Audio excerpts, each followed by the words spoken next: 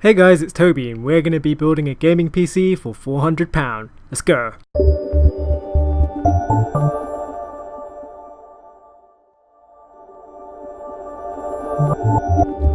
Alright, first off we have the AMD Ryzen 3 2200G. The 2200G is a quad-core processor clocked at 3.5 GHz and it is one of the entry-level processors in AMD's current range. This means you're going to be getting a lot of value for your money here, as it's got 4 cores and 4 threads and it can handle pretty much any CPU intensive task or game that you throw at it. In addition, you can turbo boost the processor to 3.7 GHz right out of the box, and with the included Wraith Stealth cooler you're not going to be having any thermal issues when doing so.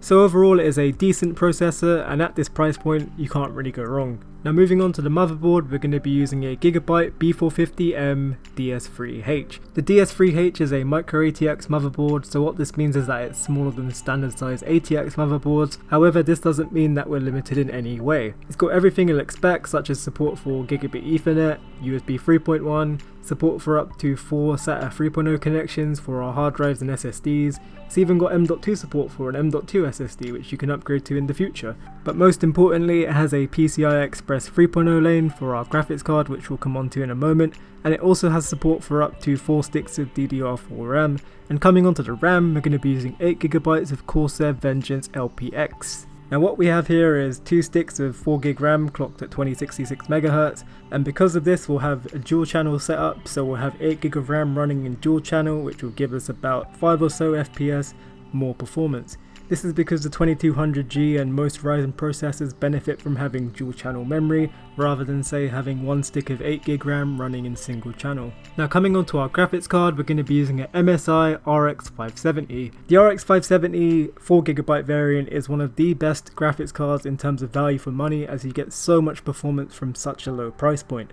So what this means is that when you're playing your favourite games such as CSGO, Fortnite, League of Legends, Overwatch, Dota 2, World of Warcraft, Minecraft, PUBG, anything like that, when you're playing those games you can expect to get at least 60 FPS or higher, even 100 FPS and higher at 1080p at maximum settings without any problem at all. When it comes to AAA games like the recently released Total War 3 Kingdoms, or the up and coming AAA games like Doom Eternal or Borderlands 3 or anything like those, you can again count on the RX 570 to give you a decent frame rate at 1080p, maybe not completely maxed out but at high or medium settings without any problem at all. So overall you can't really go wrong with the RX 570. You get so much value for your money and you get so much performance that will last you now and into the future. Coming on to our storage options, we're going to be using a 120GB Crucial BX500 SSD. Previously I never recommended any SSDs in the budget builds, however in 2019 they are absolutely vital as they dramatically reduce loading times. So essentially what you'll put in this SSD is your operating system and any games and programs that you use often enough, as their loading times will be dramatically cut compared to say if you're using a normal hard drive. And speaking of hard drives, we're going to be using the 1TB Western Digital Blue for all of our other storage. This is the standard hard drive I recommend in most of our builds, as it should be enough for all of your music, your movies, your pictures, your games, anything like that. And if you need more storage you can always get a 2TB variant or the 3TB variant and beyond. Now coming on to the power supply, we're going to be using an EVGA 500W1. The EVGA 500W1 is a 80 plus white certified 500 watt power supply, so what this means is that we're going to get clean and efficient power. And given that it's 500 watts, this means we have more than enough power for our build and for any upgrades we may do in the future. If you choose to upgrade the graphics card, that's fine with this power supply, as you have more than enough headroom. In addition, you can also upgrade the processor as well with the same power supply and you won't have any issues at all. You've also got 3 years warranty along with all of the other protection that EVGA offers. And finally, coming onto the case, we're going to be using a CIT F3 gaming case.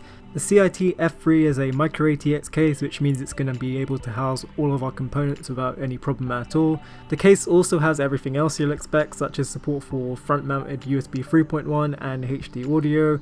In addition, it also has good airflow, as it has an intake fan and an exhaust fan, which are both covered by mesh grills.